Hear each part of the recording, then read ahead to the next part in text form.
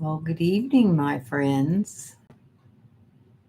It's Wednesday evening, 7 o'clock. I'm live. So, anyway, there's no one in the chat yet, and we're going to talk about a very interesting subject tonight. That's ruminating and fixating. Which one do you do? And so, I'm going to kind of wait. There's simply Debbie Sue. You're the first in. Not anybody else here that I know of. So, it hasn't even registered that you're here yet, Debbie Sue. I watched your video about uh, making the video and waving the phone around with Sally's phone number and everything. And then I bet that was frustrating when you couldn't edit out what you wanted to. Technology is frustrating sometimes. I try to do as little editing as possible, just a few things here and there. It does make it easier though when you film because if you really mess up, or in my case, I have trouble with my dogs barking right in the middle of my video. Hi, Jennifer. How are you? I bet you had a great time at, what was it? Unleash the Power Within. It sounded really cool. So, have you ever done anything with Mel? Like her launch or anything like that, Jennifer? Debbie Sue said that was frustrating. I blacked out a lot, but I was waving the phone around so much it was just too much editing. Jennifer says, doing good. How are you? I'm good, Jennifer. I am leaving tomorrow morning, going on a ladies' retreat. It's kind of a spiritual retreat for women in recovery. And I'm on the board. We put on the skit. You did launch last year. I did the first one she had and the second one, but I didn't do the third one. So um, it's really, it was a cool thing. The first one was really, really cool. There wasn't as many people in that. And there's this core of us that we have stuck together. We have our own Facebook page, and so, hi, Paula. You get all that house cleaning done. Mine's just going to have to wait till Monday when I get back. I did some hit or miss, but it's amazing how all that stuff just piles up. And the next thing you know, I have a catch-all. It's kind of a table in my kitchen that's not a kitchen table. It's a table off to the side between the refrigerator and my desk. And man, it's a catch-all. It's where the mail goes. It's where you just pile stuff on there. And the next thing I know, it's, all over the place. So there's 4 here now. I guess there's Debbie Sue, Jennifer, Miss Paula.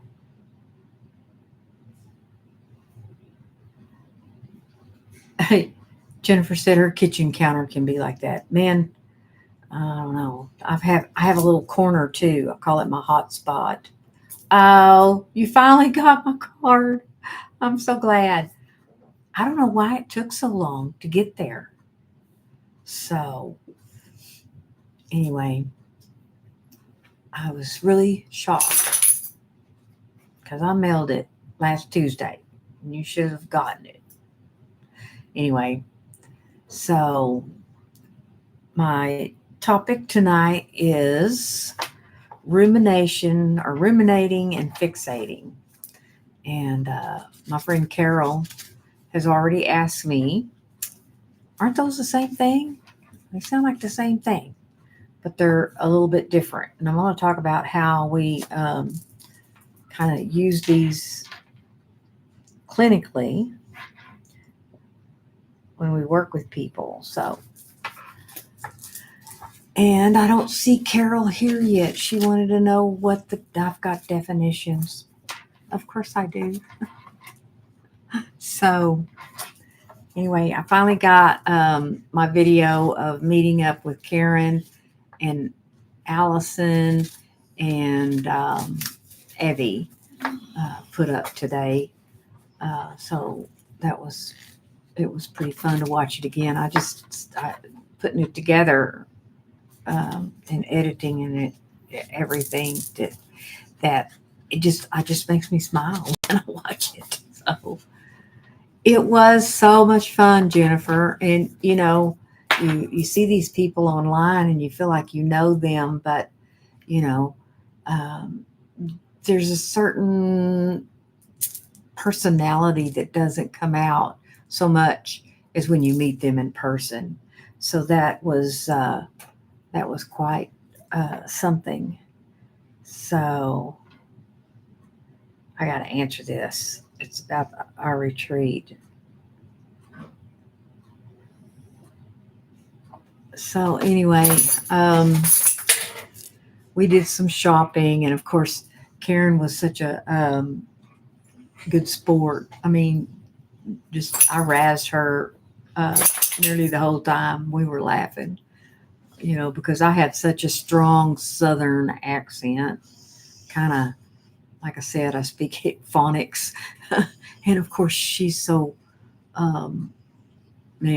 proper, and she kept saying the caw and talking about going to a party. I had not met Allison before, Debbie Sue said she'd be watching that video tonight. You've been gone today, so you'll be catching up this evening. I caught up on a few. I watched Paula's on her cleaning up her stuff. And who else did I watch? I watched a couple. Hi, Mike. Went over and looked at your channel. So I had met Evie before. Evie and I met about 5 weeks ago. Okay, Carol's here now. I can read my definitions and talk about ruminating and fixating, because she asked me, aren't those kind of the same? And she said, tell me how they're different. And I said, you're just going to have to watch my life to find out. Yeah, you saw that one with me and Evie. That was fun too, that with the four of us. And I mean, everybody making their own videos and doing all their own stuff. And so a bunch of YouTubers downtown McKinney, Texas with our sticks, and Evie had her little Omni camera on her stick, and I had my phone, and Karen and Allison have out their phone, and it was great. It was great. It was fun. Introvert in Alaska is Jennifer. You need to go check out her channel, Carol. So, yeah, you'll just have to hop in a plane from Alaska and just fly down here. So, all right, I'm going to talk about these two things. Rumination is a cognitive process that involves repeatedly dwelling on negative thoughts, experiences, or emotions. Fixating is to acquire an obsessive attachment to someone or something. And, I use these a lot because people ruminate on the past a lot. And we, clinically, when people do that, we call it rumination. And when people fixate on the future, we call it fixation. And so the rumination is usually they start thinking about the past, and they continue to just um, it's think about it, about the negative stuff that happened, or what someone did to them, or regrets, or just so much stuff, and it gets all tied up. You can even ruminate on like the good old days. I think that it's easy to ruminate when you get older about um, the good old days of, well, I wished I was younger, and I could do what I used to do, and you get into that ruminating about the past. And then you fixate on the future, and it is an obsessive attachment to the future, like, being hyper vigilant and thinking that if you get it figured out, then you'll be able to handle whatever comes your way, and just you fixate. And when you're doing one or the other of these, you're not in the present moment at all. And I just did a video about this. I've worked on editing it a little bit a while ago when I released it on Friday. But lots of regrets, Mike says. Oh, Carol has started working on Paula's apron, but shh, we're not talking about aprons tonight. We can if we want to. We're going to talk about whatever. Okay. Carol said, did you hear about a study that was done where they put some older gentlemen in a certain place and they lived like they were in the 70s? The clothes, the food, even the news they were shown. So, what did they find out of this study? Jennifer says, hypervigilance was a thing for me, but counseling has significantly helped with that. Yeah, it sure can. Hypervigilant is, you're just waiting for the other shoe to drop. And it's when you begin fixating on that. And, I certainly dealt with that. And so it just robs you of the joy that's in the present moment when you do either one of these. And they are, cognitive. So say you get fixated on a certain person, or, other things. But clinically, we use these when we talk about ruminating on the past or fixating on the future. And that's, a lot of anxiety comes from fixating on the future. And a lot of depression comes from ruminating about the past. And so those two things, yes, Jennifer, it is anxiety provoking at all times. It really is. And a lot of people coin it as worry, but, worry to me is praying for what I don't want to happen, because it's a form of it's kind of like meditating. You fixate on the future and you worry about what this is going to happen or that's going to happen.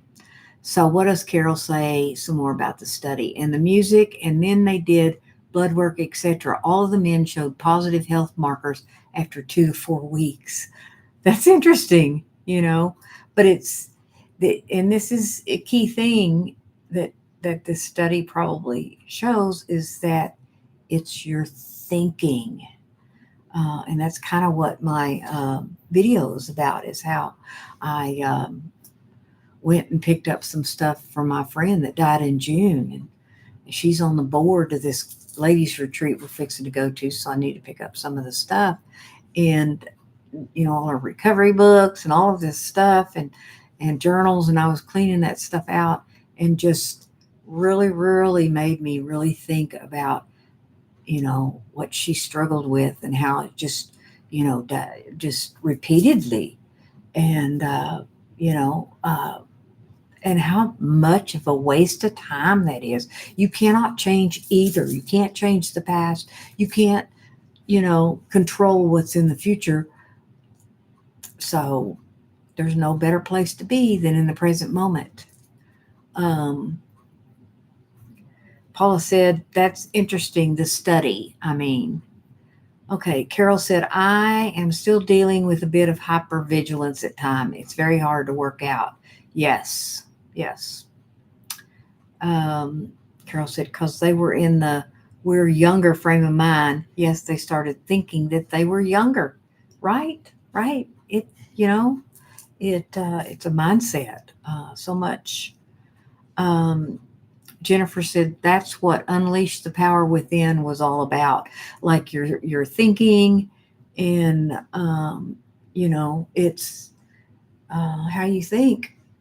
And it says, in the Bible, as a man thinks in his heart, so is he. And then it tells us, we will be transformed by the renewing of our mind.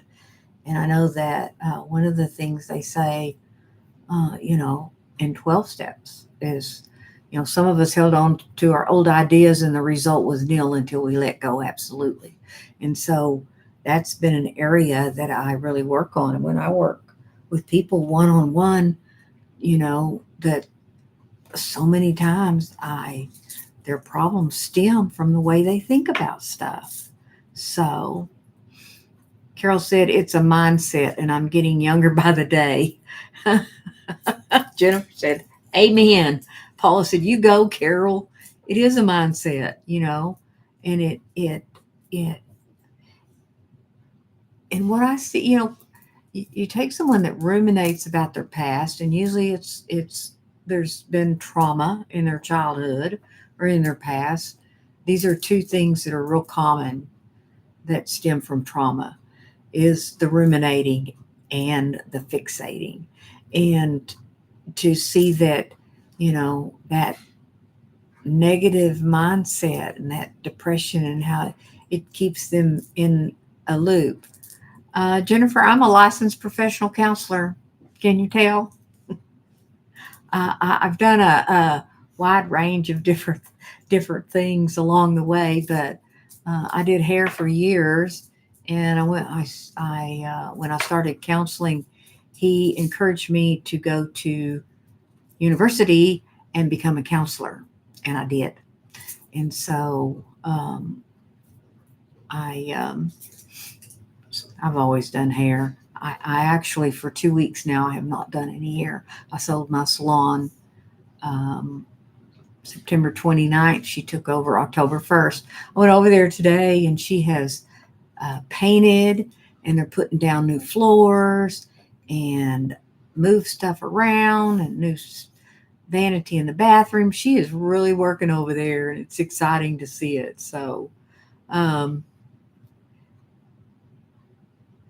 oh, you were suspicious, Jennifer? Well, a lot of what I talk about, I learned by being in a 12-step program of Al-Anon, which is for friends and families of alcoholics. But I started that in university around about the same time, and 30 years ago. Um, Carol asked me how it feels to not be doing hair. It's been real freeing, to not have the responsibility of that salon. I owned a salon for 47 years. So, uh, that would be a good thing, Jennifer. She said, I thought about going to school for psychology in this second half. I did an undergrad in social work, and then I did a master's in counseling. So I've um, 20 years. I started with social work license um, 25 years ago. And so 47 years. Yes, I owned a salon for 47 years, and I've held a cosmetology license for 53 years, almost 54. So Carol says, I'm pondering ditching Facebook, but it would be so hard because how would I keep in touch with all my launch friends and such? I don't know. I have kept my Facebook. I did not delete it or do anything with it. I just am not on there very much. I've been on there this last week a little more than I usually am because the board that I'm on for this ladies retreat has a Facebook page, and we post stuff on there, and I wanted to make sure I saw any posts that they put. So I've been there, but I don't go on Instagram, Facebook. I don't, I might get a pop up that my kids posted something and I'll go look at that. So, um, Jennifer says, I'm not on Facebook hardly at all either. You talk about getting fixated. Oh, I know people who are fixated on Facebook. And, it's kind of a false sense of everybody posting on there the good stuff, and every once in a while you have a random friend that gets on there and rants or talks about stuff going on that's bad, but most of the time they're showing their wonderful life, and here I'm over here struggling financially, and they're on a vacation in Hawaii or something, and I'm like, I get very envious. So but I haven't deleted it. I just don't get on it, you know It is 90% ads and commercials. You just want to see your friends. Well, a lot of mine. And then if I want to see what somebody's up to, I just go to my page and click on their channel and look at their stuff if I really want to find out what's going on with somebody.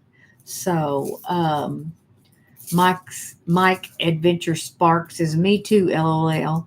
I got a Facebook just to use the market. Well, and a lot of people do, marketplace and or to promote your business. But that's kind of where when I started my online stuff, to really promote my online stuff. I was using Facebook, and it was like, and I posted some videos and stuff, and it was my friends that watched and all of this. And that's when my son said, Mom, you just need to start a Facebook YouTube channel. And so I did. I started my YouTube channel. It's been over 2 years, about 2 years and about 4 months. So yeah. Jennifer said, Mike, Facebook Marketplace is the main reason I'm on Facebook these days. So, okay.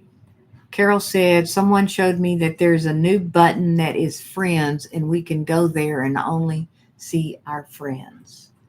Well, maybe they've caught their snap, because I don't know, people get tired of all of those ads on there.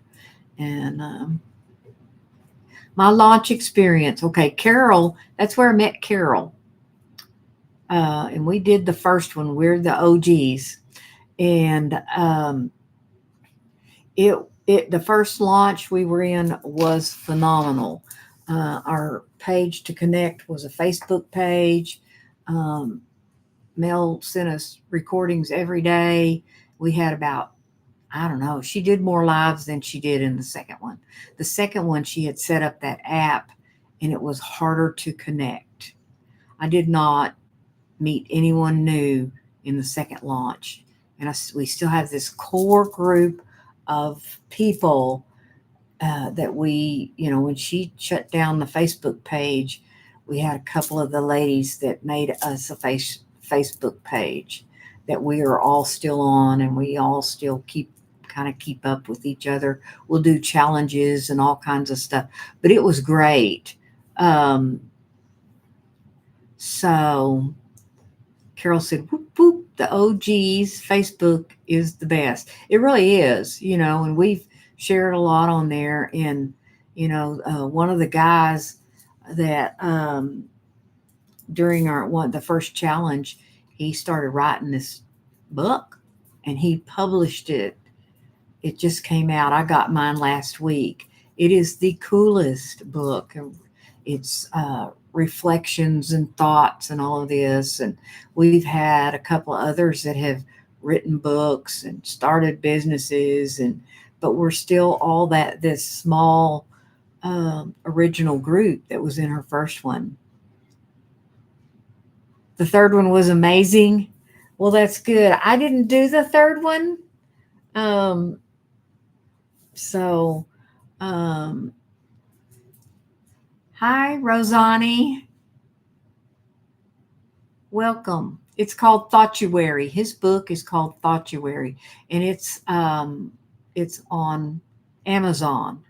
And his name is Ed. Come on, Carol, help me here. Did you get it, Carol? Did you order it? Anyway, but it's kind of cool. The first one was a lot different than the second one, and I don't know about the third one, Jennifer. So, um, and Ed Goulet. Anyway, it's you can get it through Amazon. It's a great book. I've been reading. It's dated by the month, so I started the day I got it, and it's read a page each morning. Oh, Carol hasn't got hers yet. She's not working right now, so she's not ordering it yet. Yes, it is a blessing. And Carol and I got to know each other, and then we did this other thing, and they told you to get an accountability partner, and her and I became accountability partners. And last year, she's from Canada. I went to Canada and met her in person. I stayed up there for a whole week, and it was great. There's some other uh, launchers in that group that have traveled and met each other, which is phenomenon. Ed Goyette. That's it. That's it. Carol said it was so fun and funny meeting Rhonda in person. Yes, we had so much fun. We went to Niagara Falls, and that was phenomenal. Yes, we met in person, and we still talk every day. We do Marco Polo back and forth every day, and we tell each other our intentions for the day, or what's going on, or and so it's really great. We went to Niagara Falls. She was absolutely amazed. I was amazed. I was like a little kid. And we had a scheduled a boat ride, and we get out. We park way down, and we're walking. I had to stop and take pictures. She's dragging me. She says, "We gotta go. We gotta go. We're gonna be late. We're gonna be late." And I got to take a picture. It's the first time I saw it. So yeah, it was funny. We went under the falls too. There's a tunnel. We went under there, and we did all this neat stuff, and it was a lot of fun. Um, so I did that last year, and I'm gonna have to go back. Um, I have pictures. Yep, on my YouTube channel. Carol made 3 videos about my visit. Four. There's 4 of them. I don't know. I have them in a playlist about my visit, but they're her videos. So what's Tuba Mori? Tuber Mori? Yep, Yar, we'll go to Tuber Mori. She was supposed to come here, but she's a little leery about coming to the United States. So, Tober Mary. What is that, Carol? I don't know what Tober Mary is.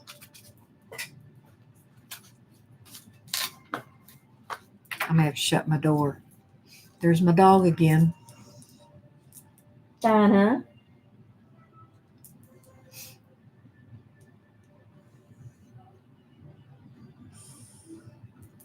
I ain't even going to try to pronounce that.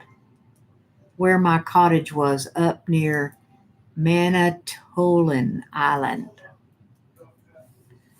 Hey Lulu, what's up? I was thinking about you today. Why aren't you going with us on this retreat? Up north, water forest beauty. Well, okay, Jennifer. She says, I must say goodbye. It was great to catch up your live and chat with everyone.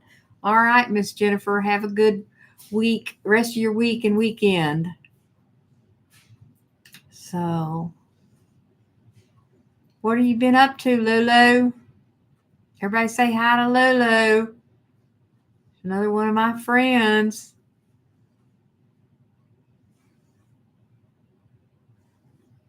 She's not talking.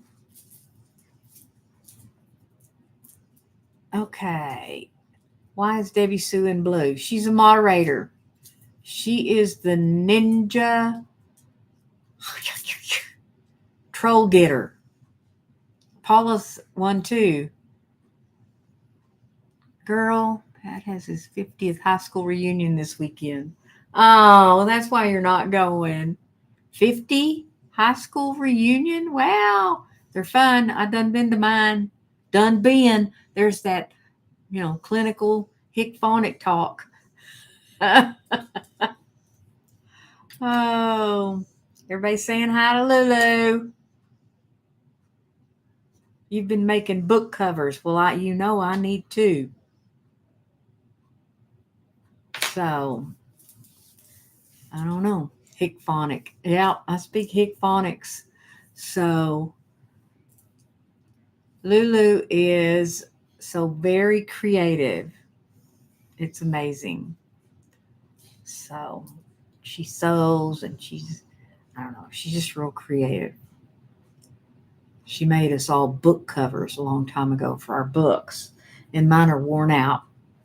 And the book bag she made me, I still have and carry, but the book covers have worn out. So, yes. And I was looking at Jeanette's books. They're all nice and neat, and the covers are all put together. So, hey, Dora. Karen Bun Club member. I do. I joined the Bun Club. Bon. I can pronounce it right, Dora.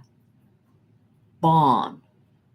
You don't have a large C to C book.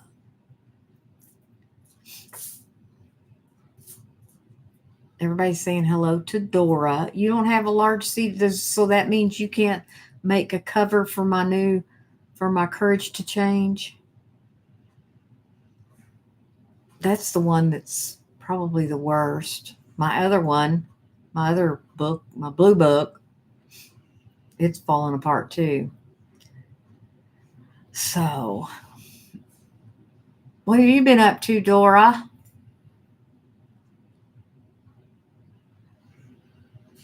Mine's falling apart. I can get you one to go by. Dora says, hi, guys. I'm not really here. I'm literally having a skull of water while I work. Oh, what's that mean? A skull of water? Carol said, hi, Dora. I was looking for you today. Now I know why I didn't find you. I was looking for Exploradora. Well, yeah. Like the live, friends. Paula's reminding you to hit the like button. And Lulu, oh, you can bring it back in a day. Okay.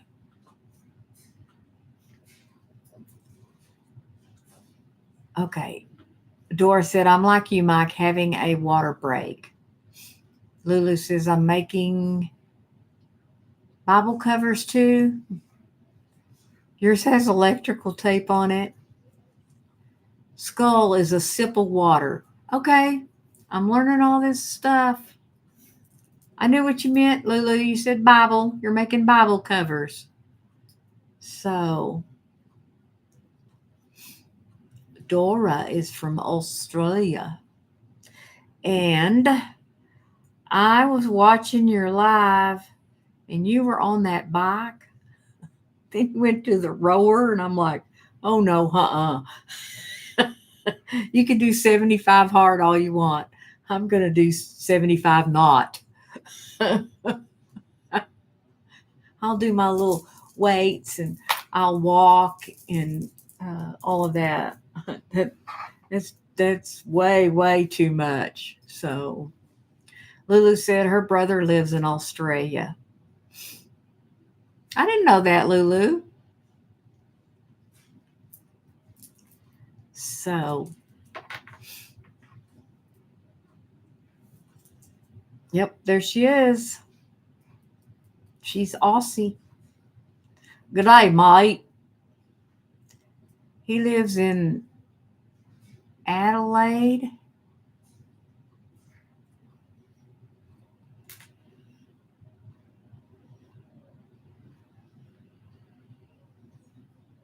So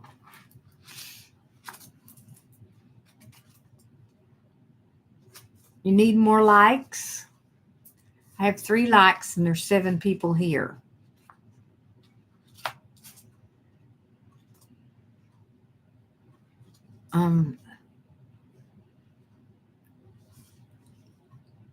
Okay. Raise alpacas. Adelaide is in the state of South Australia. I'm in Queensland. Oh, Carol said she liked before she started talking. Debbie Sue said she liked. So now there's 4. So, bye, Dora. Thanks for popping in. Oh, there's Mrs. G's in the house. Hey.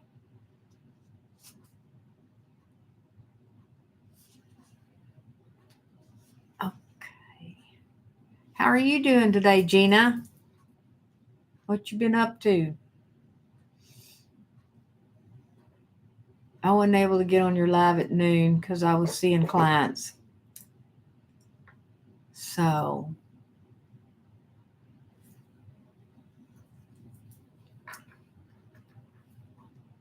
we've been talking about ruminating and fixating. So, maybe I need to read the definitions. You're late to the party. Yeah. So, how do you stop ruminating? You have to use thought interrupters.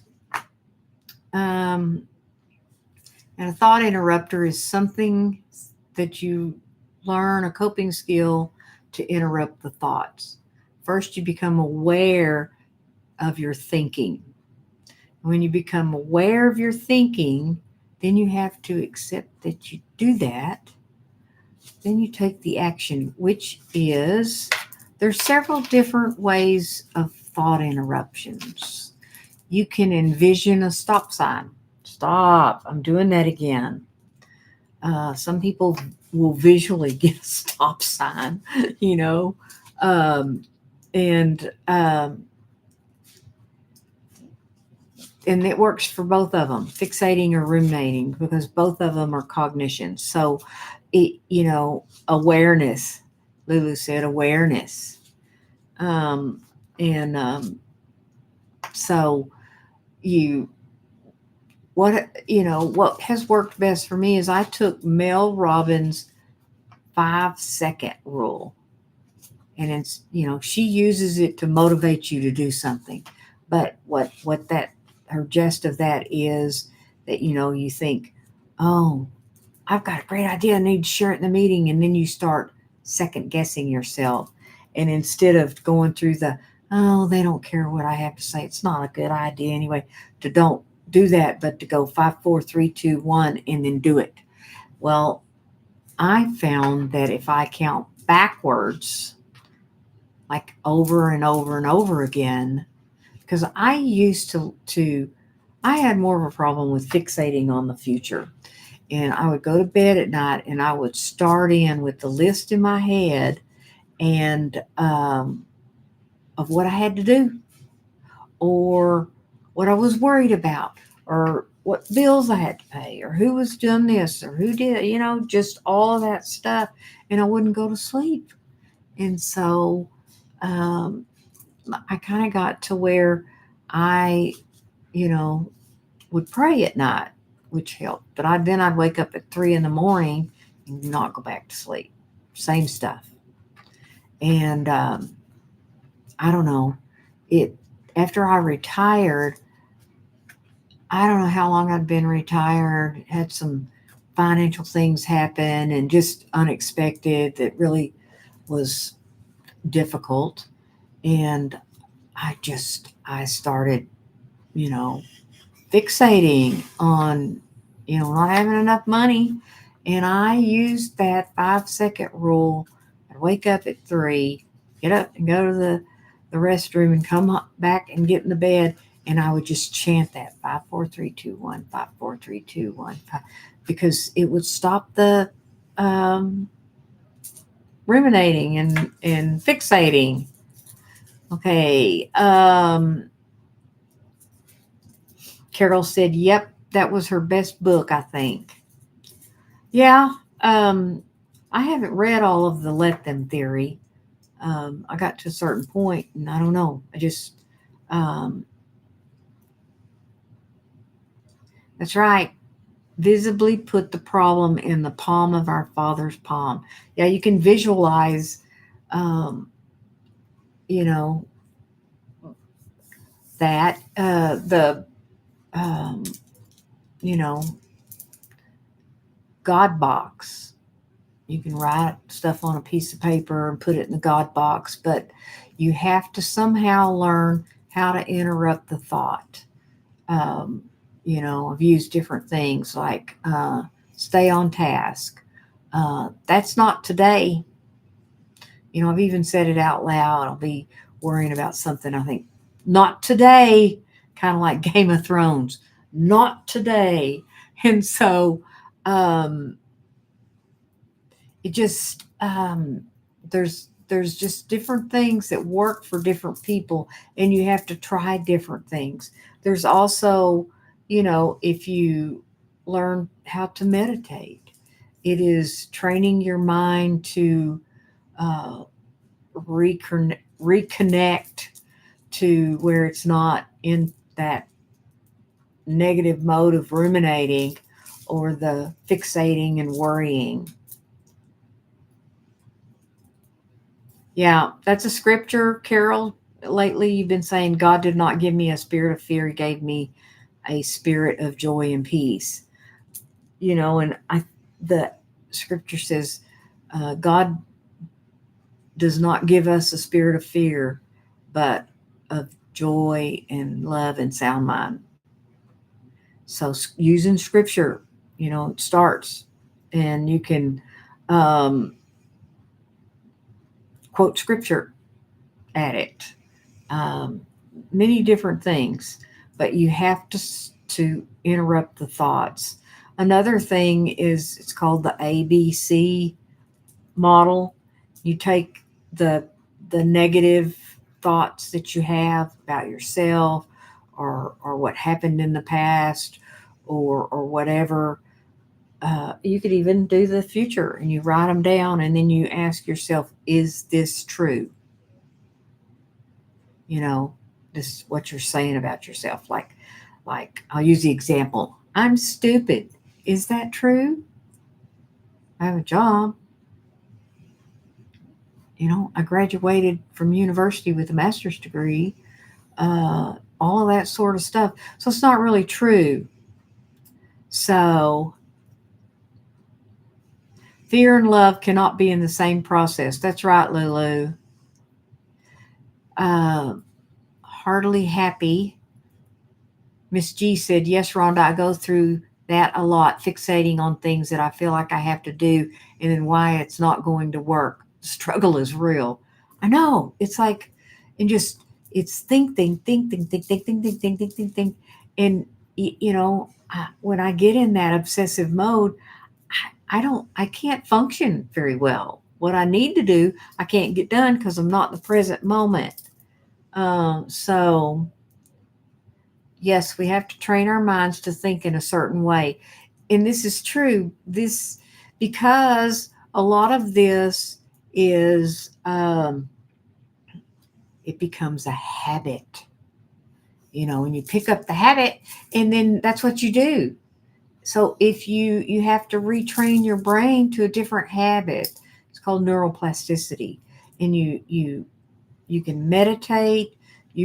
I try to read something real, something positive in the morning, and pick out one thing and meditate on that.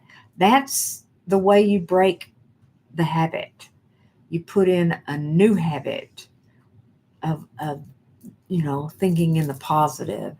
Trust God. I know when supposed to. Carol said, I really like to meditate. It works very well for me. And it does. Lulu, I'm not Set a T. Okay. A timer. Set a timer. Yeah. And, a lot of people struggle to meditate. I mean, I know I did at first when I got into recovery, quiet your mind and sit and listen to God. And I would sit there and then I'd be doing my grocery list in my head or something else and then come back you know and so today on YouTube you can find all kinds of guided meditations, and you can start 5 minutes. Just do 5 minutes, and if you can't do the whole 5 minutes, just keep working at it till you can, and then you can increase. And you know yes, that's the one I use, Carol. Great Meditation is a really good one. Yeah, very, very good guided meditations online. And they do, uh, Lulu said, let's face it, it's hard. It is hard. It's hard to change your thinking, and it takes a lot of practice. How do you get good at anything? You practice. And, um, and it just, I don't know. I did that 3 o'clock thing most of my life. And I was retired about 6 months. And I thought, I'm sick and tired of this. And so I started doing that. And I actually got to where I don't wake up at 3 o'clock anymore. Every once in a while. I did this week because I had all this stuff to get done on Tuesday to finish up for this ladies' retreat. And I woke up at 3 o'clock and I couldn't go back to sleep. Even the counting wouldn't work. So I got up and started taking care of the stuff. All right, I'm behind. We talked about great meditation. Lulu said, let's face it, it's hard. Carol said, and it's free, the thing on YouTube. But wow. Lulu said, God does for us what we can't do. And that's right. Simply Debbie Sue said, yes, he does, Lulu. So, yes, practice. I mean, think about it, Gina. We start a YouTube channel and we're like, we don't know, making videos, and then before you know it, you're just making videos because we made them, we did it, so we got the practice. So it's to try different things to interrupt the ruminating and the fixating, because that's where all our problems are. They're not in the present moment. If I can stay where my feet are, a lot of times there's just not a whole lot of problems. And it takes practice to learn how to do that. When I lived most of my life in one or the other of those, and it kind of got to where I knew I couldn't do anything about change the past, so I might as well, obsess about the future. So remember how scared we were in the beginning. LOL, LOL. Now we love it. Yeah, isn't that true? And Lulu said, humble ourselves to admit we need others. We do need other people. Uh, you know, um, and well, I don't know. I need other people. I can say that for sure. And I don't think that God created us to be, by ourselves and not ask for help and not be around other people. Carol said, life is nothing without other people. And that's true. It really, it is. And so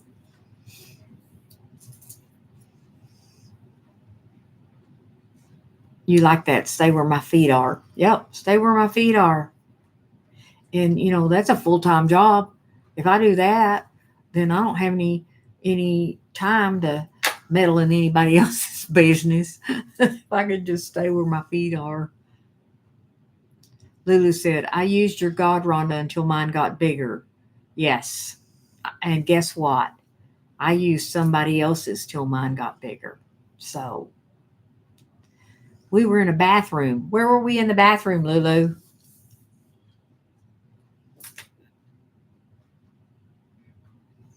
No telling where we were at. Lulu and I have done some running through Texas and around. Don't remember.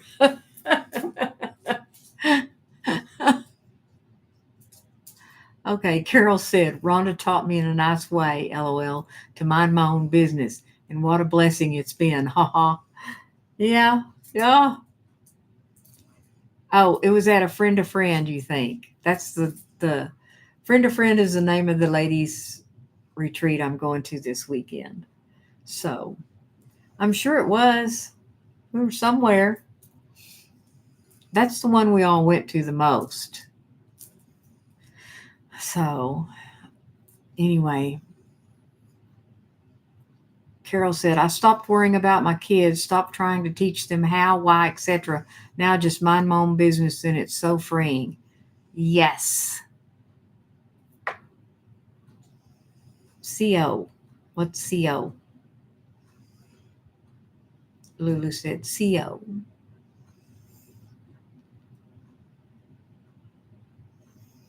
Oh, coming out of a stall. God's funny. Yeah. I want to hear God laugh at telling my plans. Right? Anyway. Well, I just wanted to still do this live. It's a commitment to hop on here on Wednesdays at 7 and connect and just see where y'all are at and what's going on in the middle of the week and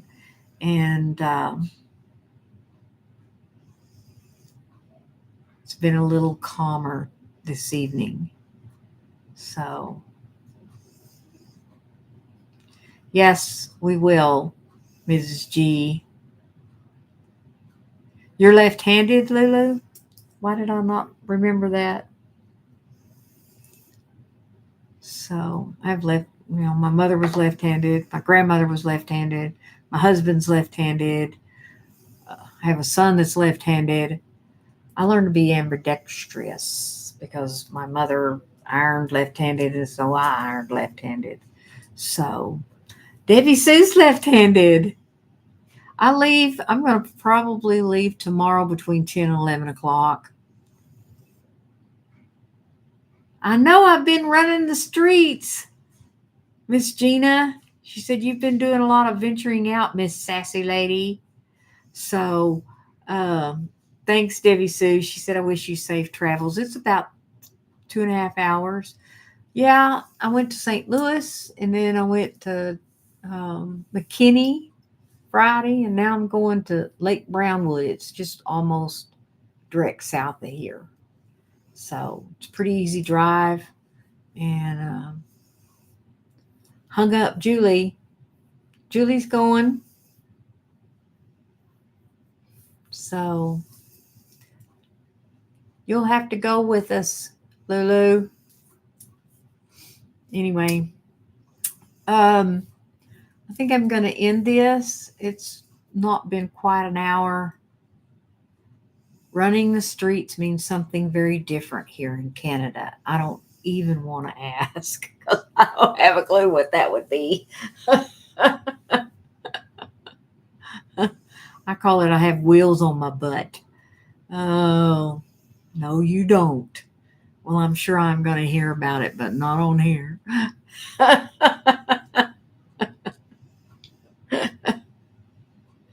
Oh, goodness sakes. Oh, it is great, Lulu. I'm glad you hopped on and joined us tonight. I do this every Wednesday at 7. So, oh, Carol says, okay, honey, it's Golden Bachelor time as usual. This has been fun. It has been fun. And I thank you. You know what, Miss Gina? My husband and his dad are going to take the RV out for a guys' weekend at the lake. My husband's off tomorrow and Friday, and so is his dad, and they're going to take out tomorrow too. So, and his mom's going to keep the dogs. So, anyway, um, I will, Miss Paula. Y'all will hear all about it. And who knows? I may make some footage. So, all right. I appreciate y'all all being here. I love my YouTube tribe. And I hope y'all have a blessed week and that you really receive and are open to receive God's favor because you already have it. You already have God's favor. Good night. Good night. Bye, Mike. Thanks for coming.